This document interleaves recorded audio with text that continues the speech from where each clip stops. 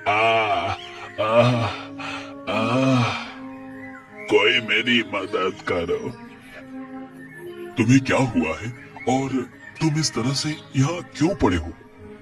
ये कहकर हरिया उस हिरण को पानी पिलाता है, फिर उसके जख्मों पर मरहम लगाता है, जिससे वो थोड़ा ठीक होता है। अब बताओ, तुम्हारा ये हाल किसने किया? जंगल में एक खतरनाक भेड़िए ने मुझ पर और मेरे परिवार पर हमला कर दिया, जिस कारण मेरे माता पिता की मृत्यु हो गई। लेकिन जैसे तैसे मैं यहाँ जान बचाकर आ गया।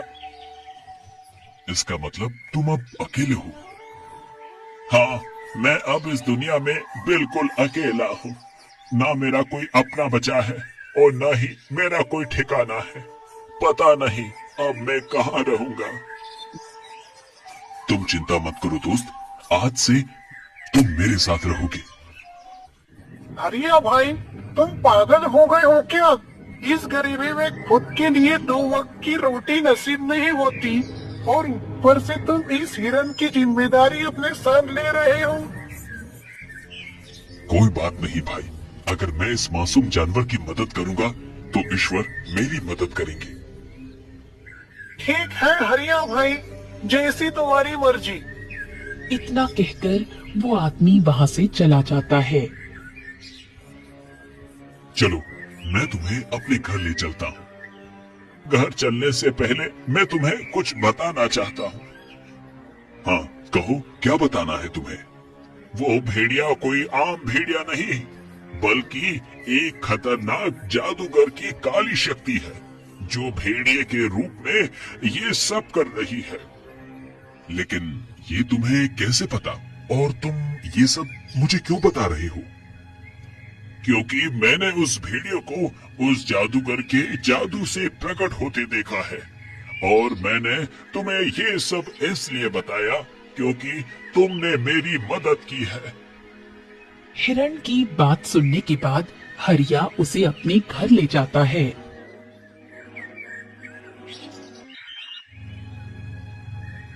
घर पहुंचने के बाद हरिया सुमित्रा को अपनी फसल और हिरण के बारे में सब कुछ बताता है। चंदन के पिताजी, एक तो हमारी फसल बर्बाद हो गई, ऊपर से आप इस हिरण को भी अपने साथ ले आए।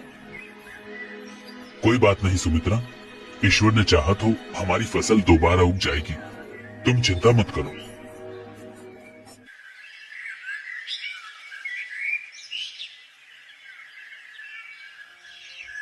कुछ दिन ऐसे ही बीत जाते हैं। राज्य में अब आए दिन किसी न किसी की फसल खराब ही मिलती है। हरिया भाई, मैंने बड़ी मेहनत से अपनी फसल को उगाया है। अगर मेरी फसल खराब हो गई तो मैं बर्बाद हो जाऊंगा, इसलिए मैं अपनी फसल की रखवाली पूरी रात करूंगा। ये क्या कह रहे हो भोला भाई तुम? अगर वो जानवर खतरनाक हुआ तो? कुछ नहीं होगा हरिया भाई, मैं भी तो देखूं, आखिर ये जानवर है कौन जो हमारे राज्य की फसलों को बर्बाद कर रहा है।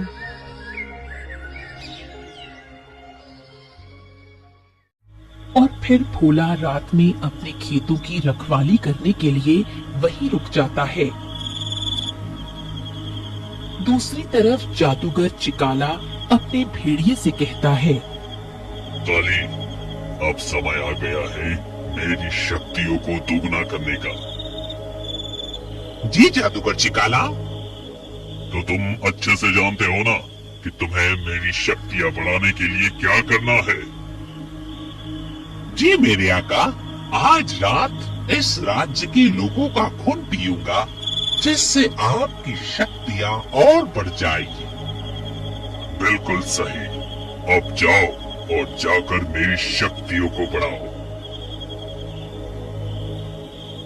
जादूगर के आदेश पर काली भेड़िया राज्य की तरफ आता है और अपने शिकार को तलाशता है।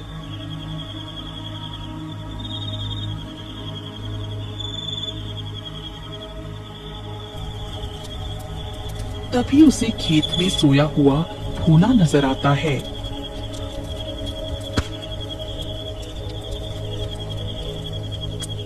अरे वाह, मेरा पहला शिकार मेरे सामने ही है। इतना कहकर भेड़िया भोला का खून पी लेता है और उसकी फसल बर्बाद करके अपने दूसरे शिकार पर निकल जाता है।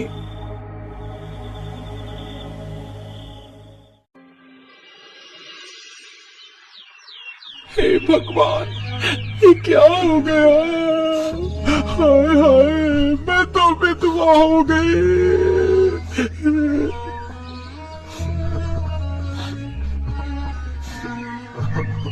भोला की पत्नी भोला की मौत पर रो रही थी। तभी राज्य का दौरा कर रही मंत्री जी की नजर उस पर पड़ती है।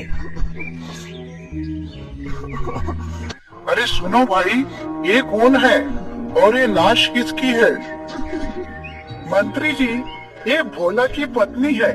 असल में कल रात भोला अपने खेतों की रखवाली के लिए यही रुका था। तभी एक जानवर ने इसे मारकर इसकी फसलें बर्बाद कर दी। मंत्री जी मोहन की बात सुनकर महल की तरफ वापस लौटते हैं। तभी रास्ते में उन्हें कुछ और लोग दिखाई देते हैं जिनकी मौत भी भोला की तरह ही हुई थी।